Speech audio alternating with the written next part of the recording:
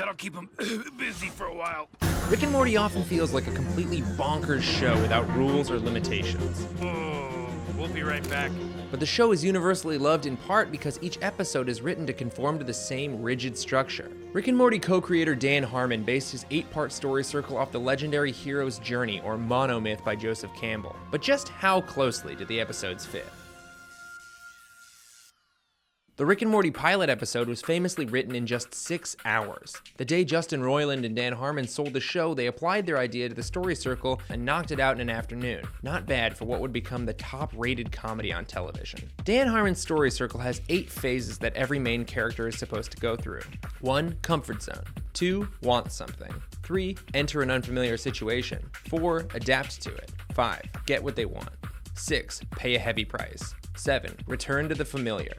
8. Having changed. The pilot is unique because it only has one real storyline, Rick and Morty's first on-screen adventure. Almost every other episode features a B story where characters go through a similar circle.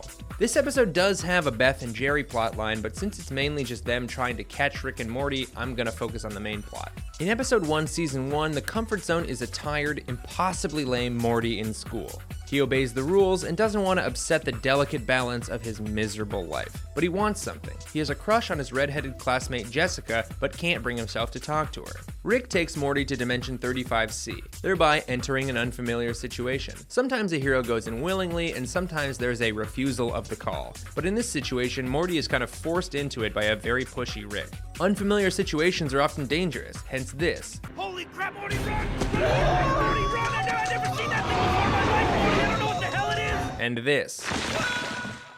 You have to turn them on, Morty! The next step on the circle is for Morty to adapt to it, though his adapting is more just not dying in a world that's trying to kill the living shit out of him. Next on the circle, Morty is supposed to get what he wants, but while Morty thinks that's Jessica, he actually wants courage. Ideally, it would come in the form of being able to talk to Jessica, but he really just gains the ability to not panic so hard he has a heart attack and dies like a rabbit. Which is a true fact about rabbits. Rabbits can sometimes just get so scared they die. So remember that next time you're thinking about how sweet it would be to be a rabbit. Anyway, for the reward of getting to not die from a paralyzing fear and having just an ounce of personal agency, aka courage, Morty pays the heavy price of his innocence. Way up inside your butthole, Morty. He has to shove a spiky mega seed up his butt, witness a John Wick-esque murder bonanza, and even gets tricked into killing a guy with a family. I don't want to shoot nobody! They're just robots, Morty! It's okay to shoot them, they're robots!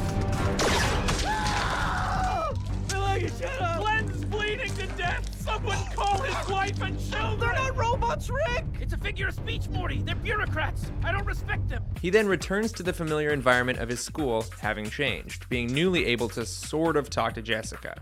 You know, my Ferrari's in the shop. But if Morty thinks a murder and a mega seed up his butt messed him up, he's gonna be pretty bummed about having to bury himself in the backyard in episode 6. Now, because Dan Harmon is so obsessed with the story circle, he doesn't just confine Morty to the circle, but Rick too. His circle goes a little something like this. Comfort zone of working in his lab. He wants something, the mega seeds. He enters an unfamiliar situation. Unlike Morty, he doesn't refuse the call, he is the call. And Rick doesn't even enter an unfamiliar situation until he sees this disgusting monster, which causes him to adapt to it by running the f*** away. He gets what he wants, the mega seeds, and he pays a heavy price when Morty's injuries cause them to have to go back to Earth via the bureaucratic airport. During the pay a heavy price section in almost every episode, Rick's circle is a little thin, because he rarely finds himself in situations he isn't completely in charge of. But he certainly returned to the familiar, having not really changed. Morty's arc in the episode conforms exactly to the story circle template. Morty hits each of the 8 ideal beats in the standard order. Rick's arc fits the template for 6 out of the 8 story circle beats, but because Rick is a sort of anti-hero, he doesn't quite fit the ideal circle as well as Morty. Rick is already the smartest man in the universe, so again and again we see him skipping steps because they don't make sense for him to adhere to.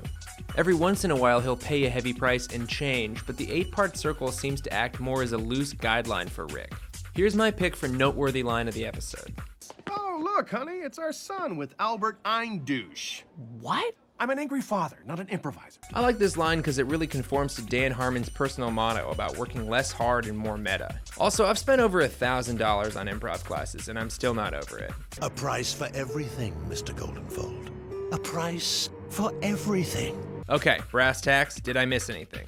Leave a comment or watch the next video, or do you. I'm not your parents. I'm doing literally every single Rick and Morty episode because honestly there aren't that many, and this is kind of a job where that's encouraged. I love you and I fear you.